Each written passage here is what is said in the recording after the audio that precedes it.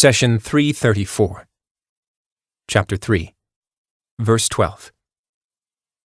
قل للذين كفروا ستغلبون وتحشرون إلى جهنم وبئس المهاد. Say to the disbelievers, you will be defeated and driven together into hell, a foul resting place. Chapter 3, verse 12. Allah instructs Prophet Muhammad, the conveyor of his message, to issue a warning to the disbelievers. Who are these people? Are they the disbelievers of Quraysh? Maybe. Are they the Jews of Medina who fought the Prophet? This is also possible. In fact, the true warning is to all disbelievers. Let's take a moment to study the word say. It is a word that many verses of the Quran start with. But why? We answer that the Quranic literary style is different from the speech you and I use daily. Let me give you an example. You say to your child, "Son, go to your uncle and say, 'My father will come to visit you tomorrow.' So your son goes to his uncle and says, 'My father will visit you tomorrow.' Isn't that what 99% of us would say? But if you want to be absolutely accurate and faithful to the message that you were entrusted with, you would go to your uncle and deliver the message as follows. 'My father said, say to your uncle that I will visit him tomorrow.' Our beloved Muhammad is the Trustworthy and the Truthful. These were the names Meccans gave him before the message of Islam. So when Muhammad became the messenger of God, he, peace be upon him, delivered God's message in the most authentic and accurate form exactly as he received it. Say to the disbelievers, you will be defeated and driven together into hell, a foul resting place. It would have been sufficient for the Prophet to go to the disbelievers and say to them, you will be defeated and driven together into hell. But he, peace be upon him, did not want to leave any room for doubt as to the source of the message. Maybe someone would question whether this threat is from Muhammad or God. Thus, by delivering the message accurately, the Prophet informed everyone that he was conveying a command from God. He did not convey the gist of the message. Rather, he passed the entire text verbatim exactly as it was delivered to him by the angel Gabriel. Say to the disbelievers, you will be defeated and driven together into hell, a foul resting place. Here is another point to consider. When Allah instructs the Prophet to convey a message to the disbelievers, he, peace be upon him, is sometimes addressed first, and then he is tasked with sharing the message. Listen to the following verse.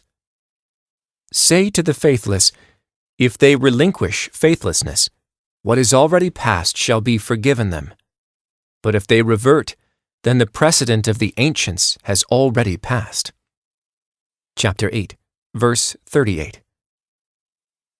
99% of us would deliver this message as follows. If you relinquish faithlessness, what is already past shall be forgiven you.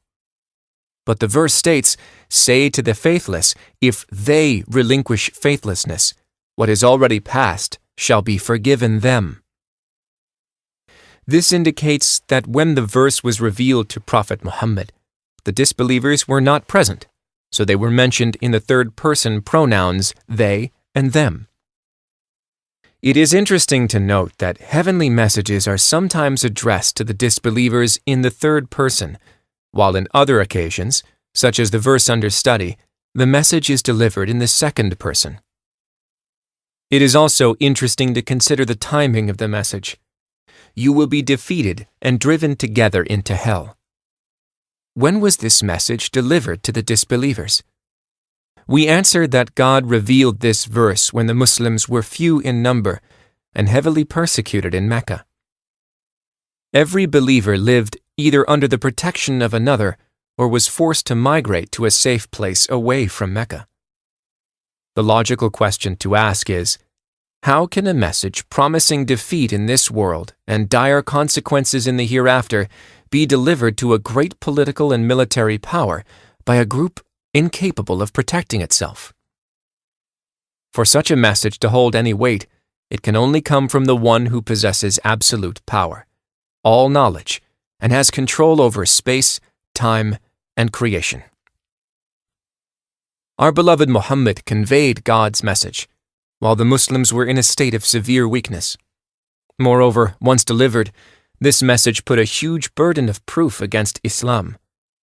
In other words, if the weak Muslims did not prevail over the much stronger Quraysh, the Quran would have been proven inauthentic. But with God's help, this matter came to fruition during the Battle of Badr. The verse under study was not the only one that threatened the disbelievers. God says in another chapter, "Their forces will be routed, and they will turn tail and flee." Chapter 54, verse 45. When Omar ibn al-Khattab heard this verse in Mecca, he wondered loudly, what army? He knew that the Muslims were persecuted and could not safely assemble in a small group to worship, let alone put together a force to face Quraysh, the largest army in Arabia. But Prophet Muhammad was not talking about the means available to the believers. Rather, he was talking about the Lord of the means who was supporting the message of Islam. In a few short years, events came to prove the authenticity of God's words. Their forces will be routed, and they will turn tail and flee. Thus, the Battle of Badr should have been a wake-up call for the disbelievers. Why? We answered that there are two warnings in the verse under study. The first warning was of the disbelievers' defeat in this world, and the second warning was of the gathering and punishment in hellfire in the hereafter. When, against all the odds, the Prophet's first warning became evidently true in the Battle of Badr, the authenticity of the Prophet's second warning about the hereafter should have been taken more seriously. The disbelievers' defeat in Badr confirmed that they would also be driven together into hell. Some scholars noted that the Jews of Medina who conspired against the Prophet were meant in the verse under study.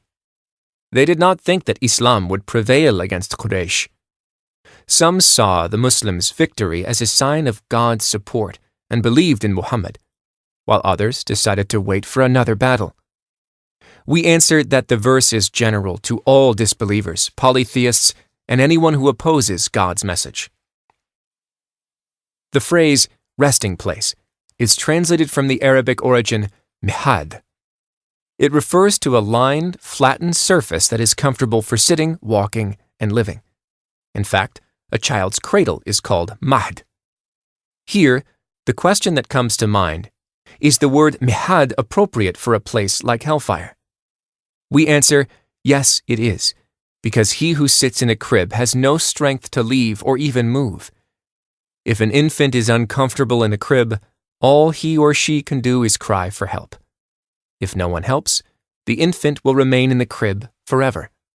Thus, the person whose resting place is hellfire has truly ended up in the most dreadful of resting places.